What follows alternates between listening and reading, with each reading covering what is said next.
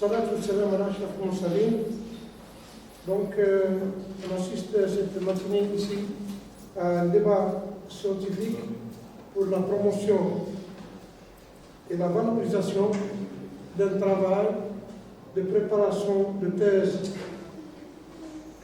de doctorat en architecture, son LMD, donc dans le domaine d'architecture, urbanisme, métier de la ville, filière architecture, spécialité architecture, option habitat et savoir-faire constructif, préparé par un vétéran Boulimar Djali, sous la direction du professeur Haridi Fatim Zahra de l'université 8 mai 1945 de Guelma, et co-assisté et co-encadré par Boutout Abdouhab, docteur au CNIRI d'Alger, en tant que co-encadreur. Donc, ce travail sera présenté pour expertise et évaluation devant un jury composé d'un parterre de professeurs et docteurs, ici présents parmi nous, à ma gauche, le professeur Lazri Youssef, professeur à l'université du 8 mai 45 de Guelma, en tant qu'examinateur, et le docteur Deshaïcha Assoul, ici présent parmi nous à ma droite, docteur maître de conférence à l'université de Mohamed Boudiaf de Msila. Il était parmi nous il n'y a pas quelques mois. Et aussi notre cher invité, examinateur professeur Zmouri Nordin, ancien directeur du laboratoire La Camofa, ancien vice-recteur chargé de la postgraduation de la recherche de l'université de Biskra. Soyez bienvenus parmi nous. Donc on va donner à l'impétrant de 25 à 30 minutes pour présenter l'essentiel de son travail et les résultats auxquels il s'est arrivé dans cette investigation. Et cette présentation sera suivie par un discours de la part de son directeur de thèse pour nous dire les éléments essentiels et les conditions dans lesquelles s'est déroulée cette recherche. Donc, à vous la parole, M. Boulimar, Sultan. Bismillahirrahmanirrahim, je me tiens devant vous aujourd'hui pour afficher ce travail de thèse intitulé La rénovation acoustique des logements collectifs, cas de la cité champ de manœuvre également, sous la direction bien sûr de Madame Professeur Haridi Fatim Zahra. Je la remercie vivement pour tous ses efforts et sa contribution pour que ce travail de recherche soit achevé convenablement. Je tiens à remercier également l'ensemble des honorables membres du jury, monsieur le professeur Nouri Zmouri, monsieur le professeur Lazri Youssef et monsieur le docteur Deshaïcha Assoul. Un remerciement spécial à monsieur Guilherme Morey Gonzalo de l'Espagne, monsieur Anders Sigouin de Norvège et monsieur Helmi Sen de l'Égypte. Ce sont des experts et des chercheurs en acoustique de bâtiments qui m'ont aidé énormément dans ce parcours. Alors, le plan de la présentation repose sur 4 points essentiels. Premier point, c'est l'introduction générale sur le sujet abordé. Deuxième point, c'est la méthodologie employée. Troisième point, les principaux résultats obtenus. Et en dernier point, c'est la conclusion générale. Alors, on commence. On entend toujours parler de l'acoustique de bâtiments en termes de confort acoustique, d'isolation acoustique, correction, réhabilitation et rénovation acoustique. Tout d'abord, il faut garder en esprit que l'acoustique, c'est la science du son. Le son, c'est par définition de Michel Chaguet et le fameux Loïc Camaillon.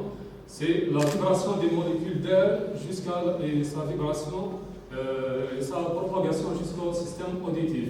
Donc, c'est un élément essentiel dans notre vie quotidienne. Cette science, lorsqu'elle est employée par les experts comme nous, les architectes, c'est pour favoriser et améliorer les conditions d'écoute pour les usagers, notamment les habitants lorsqu'il s'agit d'un projet, d'un bâtiment résidentiel face au son indésirable, dit bruit, comme bruit extérieur, bruit intérieur et bruit d'équipement. Donc, à la base, tout bruit est un son, mais tout son n'est pas un bruit. Ça devient un bruit lorsqu'il est uniquement par rapport à sa période d'apparition et sa continuité et son niveau. Donc, la notion du bruit, c'est une notion subjective. Au fil du temps, au fil du temps et du développement, le bruit, et plus particulièrement le bruit routier, a devenu un problème majeur à lutter contre. Donc, on a mis quelques chiffres clés sur le bruit pour en fait présenter la gravité de ce phénomène. À titre d'exemple, en Amérique du Sud, en 1981, l'Agence américaine de protection de l'environnement a estimé l'exposition d'environ 50% de la population américaine au bruit routier. En Amérique du Sud, en 2017, dans les plus grandes villes du Brésil, le bruit de la circulation routière a été désigné comme la source principale de gêne.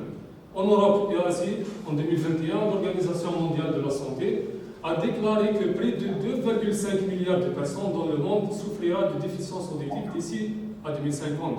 En Afrique, ici en Algérie, en 2022, un cinquième de la population algérienne souffre des troubles auditifs à cause des nuisances sonores excessives, déclara le journaliste Mohamed Rebah.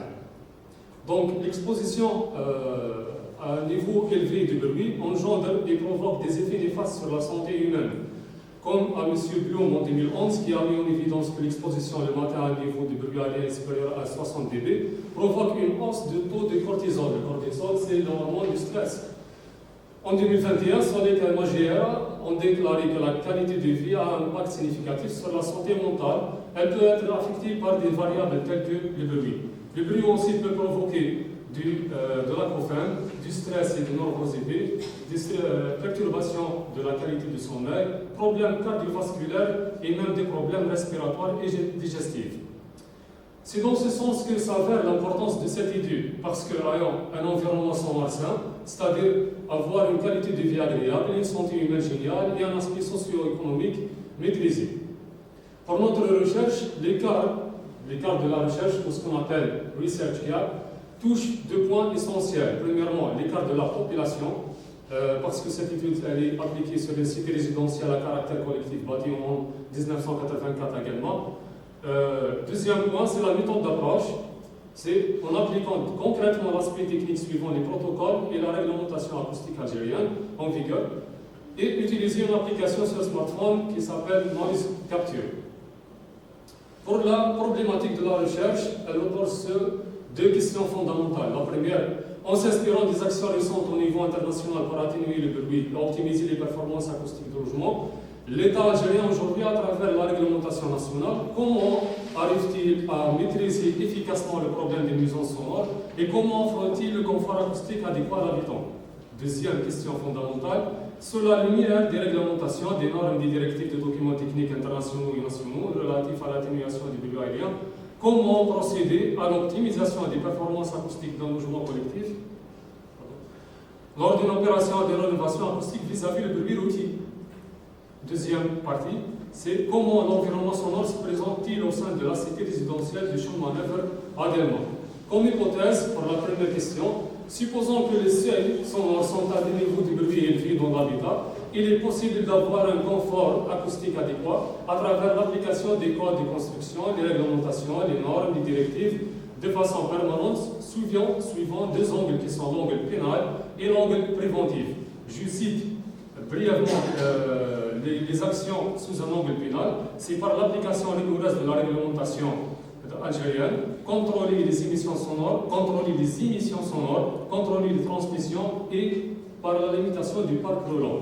Les actions à appliquer sous un angle préventif qui vise une stratégie d'évitement, c'est la limitation de vitesse du roulement des véhicules, effectuer une cartographie sonore, conception d'une architecture d'urbanisme respectueux, sensibilisation de la population et le développement de la recherche scientifique dans le domaine de l'acoustique du bâtiment.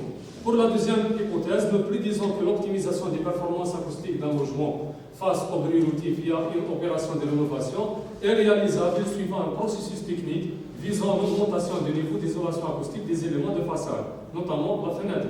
L'environnement sonore au sein de la cité résidentielle du Champ de Manœuvre également semble de subir des niveaux élevés de bruit dépassant les seuils admis dans la réglementation en vigueur et qui nuit à la qualité de vie des habitants, provoquant des effets négatifs suite à de nombreux facteurs comme l'environnement sonore lorsqu'il est très bruyant, au-delà de 60 dB, les effets, comme on a dit précédemment. Les causes, c'est par rapport au niveau sonore élevé, orientation des bâtiments par rapport à la route, l'agencement spatial des pièces et les éléments de façade à faible performance.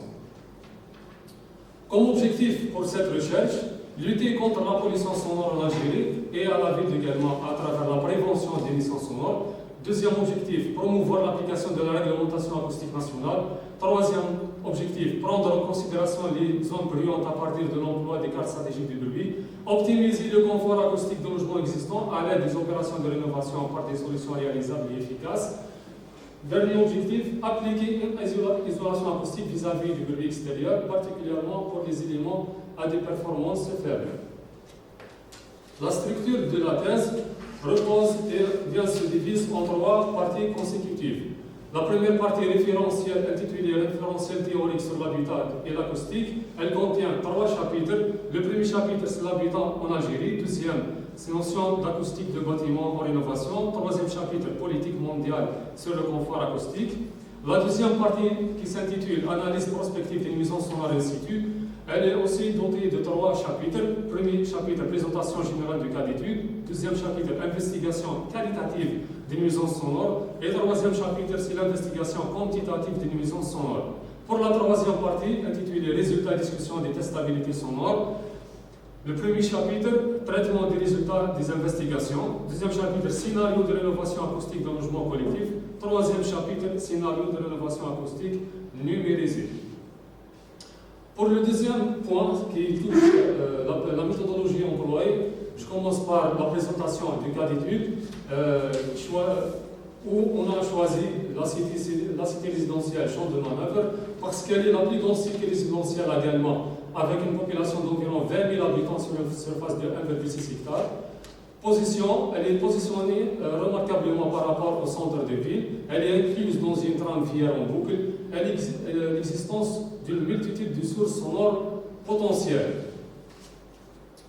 Donc, pour que ce travail soit enrichi et les résultats de ce travail soient enrichis et de manière cohérente et homogène, on a emprunté deux phases. La première phase qui s'établit sur une méthodologie mixte entre une approche qualitative en établissant une enquête sociologique auprès d'un échantillon total de 190 personnes et avec l'échantillon validé qui a de 140 personnes qui a reçu un questionnaire imprimé sur 12 bâtiments. La deuxième approche, c'est l'approche quantitative qui vise à l'établissement des mesurages, des compagnies de mesurage extérieurs et intérieurs des logements à l'aide des instruments de mesure comme le sonomètre Sonic Pro et l'application Noise Capture. Comme on a dit, c'est une application disponible sur Play Store et développée par le CNRS et l'IFSTAR avec le soutien de Géopal et l'Université de Birmanie. Ça, c'est pour la première phase. Pour la deuxième phase, elle repose sur une méthodologie expérimentale.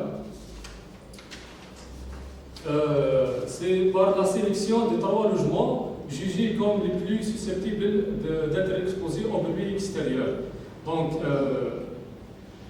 et avec la collaboration du propriétaire, on a pu effectuer des interventions, bien sûr des campagnes de mesurage à l'intérieur en premier lieu, et on a effectué des interventions sur place dans le logement les plus endommagés et affectés par le bruit pour remédier en fait les nuisances sonores. On passe maintenant vers les principaux résultats obtenus dans cette étude. Premièrement, à travers la carte préliminaire du bruit générée par l'application Noise Capture, c'est employé ou bien généré pour avoir une idée globale sur la position ou bien la localisation des sources sonores dans cette cité résidentielle. Et on voit que, suivant les hexagones en orange et en rouge, que l'intervalle du bruit varie entre 65 jusqu'à même 75 et 80 dB. Donc, cette cité, elle subit des nuisances sonores. Donc, après, depuis les résultats de l'enquête sociologique, 63,57% des enquêtés sont des propriétaires de logements, 50% des logements sont des appartements situés en RDC orientés vers la route directement. Le bruit routier et de voisinage sont les deux principales sources sonores qui gênent 4 sur 5 habitants en période matinale. Et près de 50% des habitants ne reconnaissent pas la présence de la réglementation acoustique nationale, ainsi que les effets négatifs du bruit sur la santé humaine. Pour les résultats des campagnes de mesurage extérieur établis suivant les protocoles bien définis dans le troisième chapitre, partie 2, les campagnes de mesurage sont effectuées dans deux périodes. La première période hivernale, donc le mois de février et le mois de mars. Chaque mois, on a établi le mesurage dans 3 journées. Une journée week-end et 2 jours de semaine, samedi, mardi et jeudi. Donc on voit ici les fluctuations des niveaux LEC sur 10 minutes. C'est l'un des indicateurs visés dans cette campagne de mesurage extérieur sur 20 stations réparties sur 5 segments routiers. Donc on voit que ces fluctuations, notamment et globalement, dépassent le seuil de 70 décibels indiqué dans la réglementation acoustique nationale, notamment sur le décret exécutif numéro 93, tiré 184 du 27 juillet 1993, qui fixe les seuils des émissions de bruit dans son article 1 et 2. Pour le deuxième indicateur visé d'après cette campagne de mesurage, c'est la fluctuation du niveau L10. L10 représente le temps le pourcentage de 10% du temps de mesurage. C'est un indicateur, malheureusement, qui n'existe pas dans la réglementation acoustique nationale, mais c'est un indicateur international que les experts et les consultants en acoustique utilisent pour présenter la situation relative à un bruit routier. On dénote que la variation de ces indicateurs, elle est comprise entre 55 jusqu'à même 90 décibels dans les 3 journées du mois de février. Pour le troisième indicateur, qui est le niveau sonore maximal Lmax, bien sûr sur les 20 stations au mois de février, on dénote que cet indicateur, les résultats de cet indicateur peuvent atteindre jusqu'à 100 décibels. Donc c'est un niveau sonore qui même il dépasse la réglementation indiquée dans le décret exécutif numéro 03-410 du 5 novembre 2003, qui fixe les seuils limites du bruit émis par les véhicules automobiles dans son article 5. Le deuxième mois de mesurage, c'est le mois de mars, également sur les 3 journées, samedi, mardi et jeudi. On dénote aussi une augmentation légère dans les niveaux sonores issus du bruit routier. Les variations de l'indicateur LED à 10 minutes, elles peuvent même atteindre les 95 décibels. Donc, également, ils dépassent les seuils recommandés dans la réglementation. La même chose pour l'indicateur, les fluctuations du niveau L10. Elles varient entre 55 ou bien 60 jusqu'à les 86 décibels. Également pour le niveau sonore Lmax, on observe ici que depuis les résultats, qu'il peut même atteindre les 95 décibels. Ça, c'est pour la première période de mesurage dans la période hivernale. Pour la période estivale, dans le mois de juin, le mois de juillet, les fluctuations des niveaux sonores augmentent gravement. On dénote que le niveau LEC diminue, elle a même atteint les 90 décibels, notamment sur la station 7. Les fluctuations de L10, elles augmentent aussi, et elle est comprise, par exemple, dans la journée, la première jour de semaine, L10 Weekday 01, entre 55 et 60 jusqu'à les 70 ou 75 décibels. Donc ce sont des niveaux très élevés. De même pour le niveau Lmax, sur les 20 stations, on dénote que, par exemple, de même la station 7, qu'elle peut même atteindre les 115 ou bien les 120 décibels. Donc c'est un niveau très élevé pour la perception humaine. Le mois de juillet, les fluctuations du LEC à une période de 10 minutes, elle a même peut atteindre jusqu'à les 90, entre 80 et 90 décibels. Elle dépasse de même les niveaux admis dans la réglementation nationale. La même chose pour l'indicateur L10 qui varie gravement au-delà de 60 dB. Le Lmax ici peut dépasser les 110 décibels. Donc on dénote que d'après les résultats de ces compagnies de mesurage qu'on a pu développer à travers le logiciel de prédiction sous forme d'une carte de bruit à la base des courbes isophones, on dénote que en période hivernale, dans le premier segment, je ne pense pas que la souris s'affiche dans le diapo, le premier segment, il est doté de couleur rouge. Est-ce que je peux démontrer ce diapo? Oui, bien sûr. En période hivernale, on dénote que sur le premier segment, c'est le premier segment, deuxième segment, troisième, quatrième et cinquième segment, divisé suivant le guide CRTN de 1988, la couleur rouge qui définit l'intervalle d'un bruit entre 60 et 65, elle réside ici et qui nuit les bâtiments qui sont implantés juste en face de cette route. Deuxième, troisième segment, c'est la même chose. Quatrième et cinquième segment, donc c'est un niveau sonore très élevé. On dénote la couleur violet foncé, elle se situe gravement sur les intersections et les nœuds où c'est la présence des embouteillages, c'est à cause des accélérations injustifiées, des klaxons, des comportements des chauffeurs injustifiés. Ça, c'est pour la première période de mesurage en hiver. Pour la deuxième période de mesurage en été, la situation s'aggrave, comme on a dit, suivant les résultats du mesurage.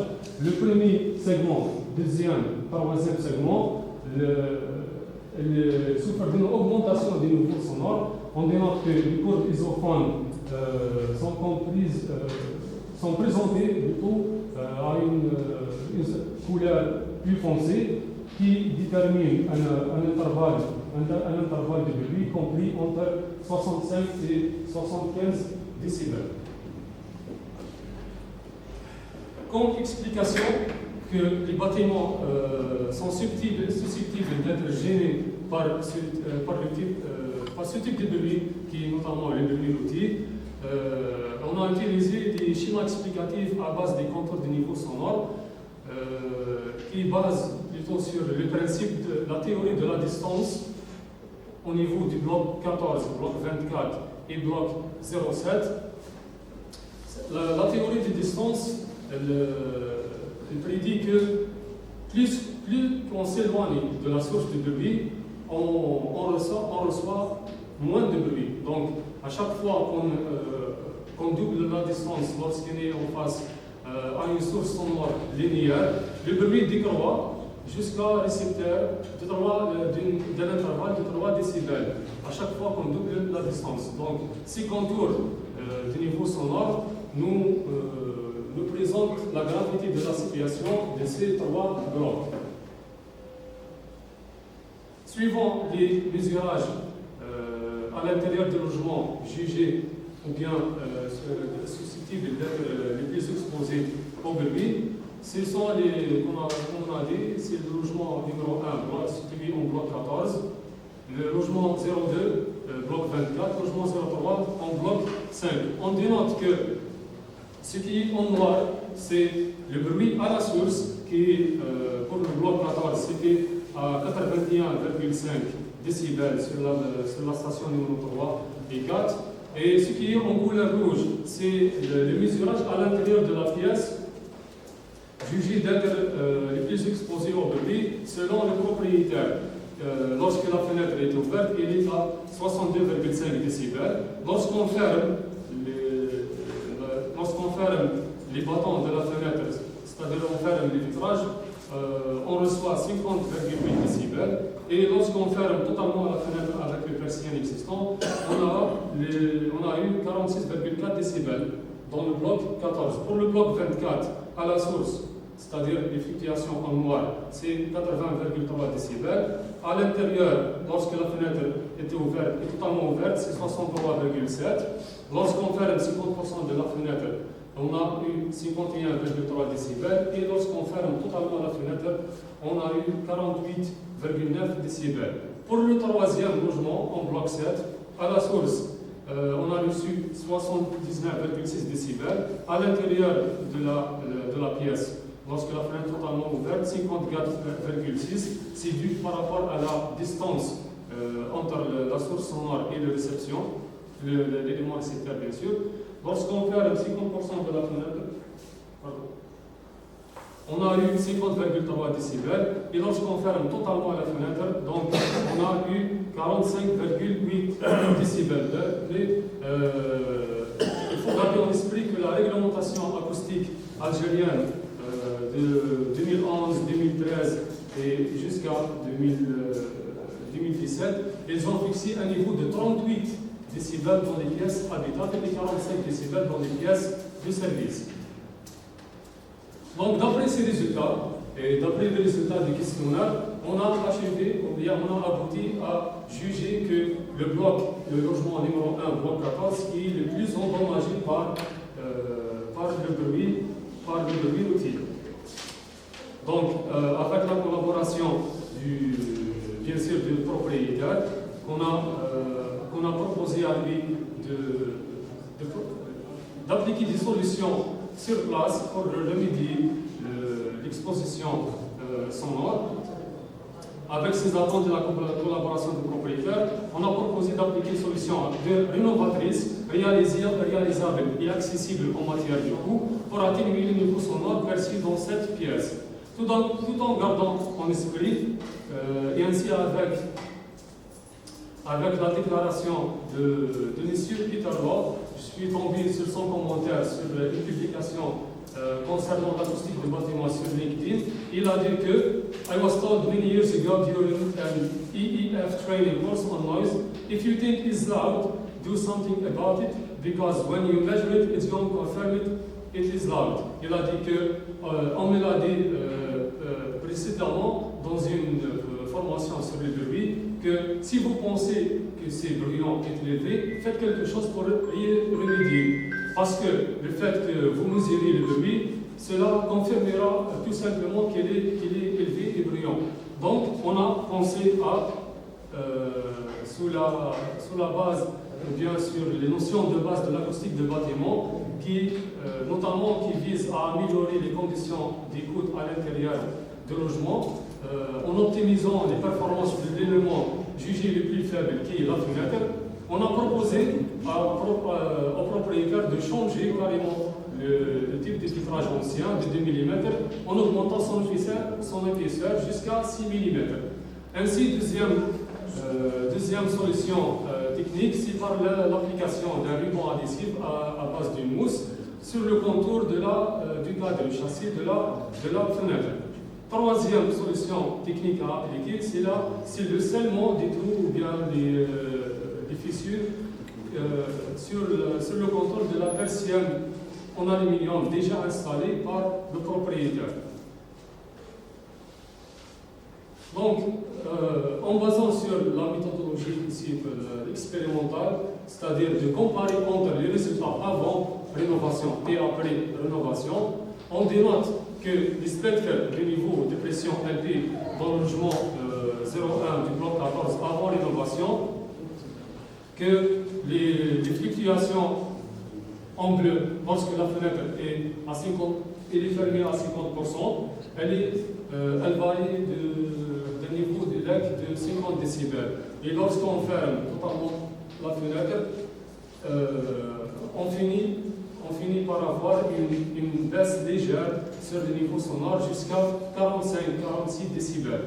Mais après l'application des solutions techniques proposées aux propriétaires, on finira par une légère, une augmentation des performances acoustiques remarquable. On dénote que le niveau lac mesuré, lorsque la le vitrage de la fenêtre était fermé et le persienne était ouverte, le niveau lac il est à 43,4 décibels. Et si on ferme totalement la fenêtre, on a eu 40,8 décibels. par l'utilisation de l'application de noise capture. Ici, on a mis des captures d'écran de l'application. On dénote que sur le filtrage de 2 mm, le niveau du LEC, niveau continu équivalent de pression acoustique, il est à 50,8 décibels. Lorsque la fenêtre et les persiennes sont totalement fermées, on a eu 46,4 décibels. Mais après le processus de rénovation, indiqué ici par les fluctuations ou bien la variation en fonction des fréquences, lorsque le filtrage de 6 mm il est fermé, on a eu 43,4 décibels. Et lorsque la fenêtre est totalement fermée, c'est-à-dire filtrage et persienne fermée, on a eu 40,8 décibels.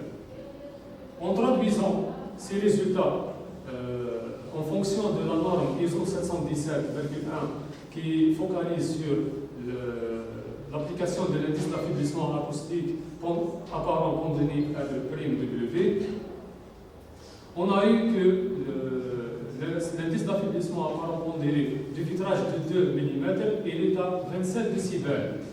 Et lorsque on augmente l'épaisseur du filtrage jusqu'à 6 mm, on a eu un indice d'affaiblissement apparent pondéré R''W de 33 décibels. Donc, c'est dans ce sens que s'avère l'augmentation de performance acoustique en termes d'isolation de la fenêtre et qui base principalement sur le principe de la loi de masse expérimentale.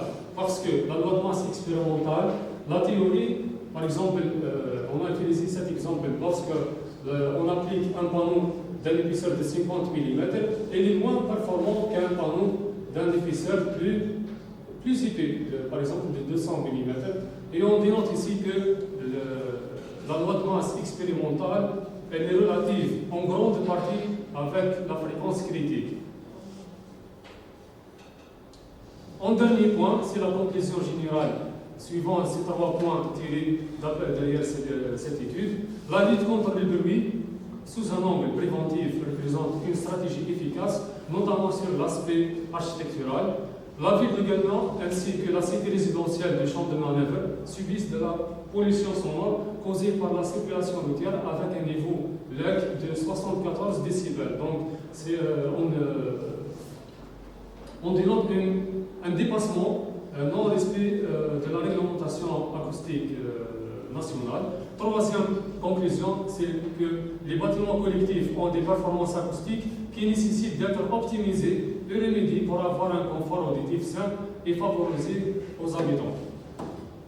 Les nouvelles perspectives derrière cette étude s'orienter vers la mise en niveau du cadre législatif national de la lutte contre les nuisances sonores, généraliser l'élaboration des cadres stratégiques de bruit sur l'échelle urbaine et régionale, adopter des approches pertinentes pour l'isolation acoustique dans les habitations neuves.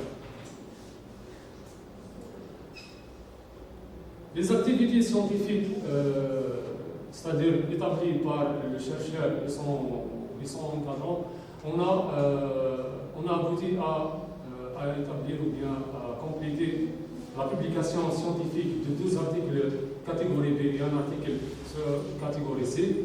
On a participé à 15 manifestations scientifiques internationales et 4 manifestations scientifiques nationales dans ce parcours scientifique. Je vous remercie d'avoir prêté attention.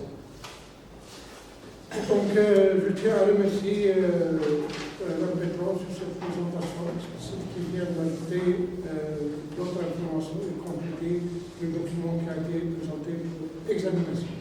Donc, sans tarder, je vais donner la parole au professeur Halidé Fatimoussara de l'Université humaine 45 de Guelmar pour nous donner l'essentiel des conditions dans lesquelles s'est déroulée cette recherche et les résultats auxquels nous sommes arrivés. À vous la parole, professeur. Merci, Monsieur le Président. Je tiens d'abord à remercier le doctorant pour sa présentation très instructive. Monsieur le jury, les membres du jury, chers collègues, chère présence, avant toute chose, je souhaite vous remercier d'avoir accepté de participer au processus d'évaluation de la thèse de Monsieur Boulmajel. Je dois à ce propos faire part tout d'abord pour vous dire que la thèse présentée par le doctorant inscrit depuis l'année universitaire 2018-2019 fait partie de la deuxième promotion de la formation doctorale de notre département d'architecture à l'université 845.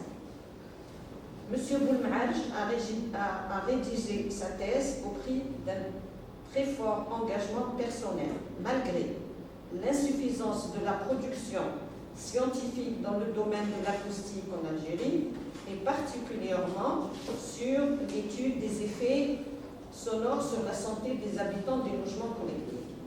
Dans l'alternance état de l'art national et international et investigation sur le terrain, le doctorant a pu trouver hypothèses, objectifs, outils d'appui pour la mise en œuvre de cette thèse. En effet, les nuisances sonores dans l'espace résidentiel s'avèrent dangereuses pour la santé des habitants.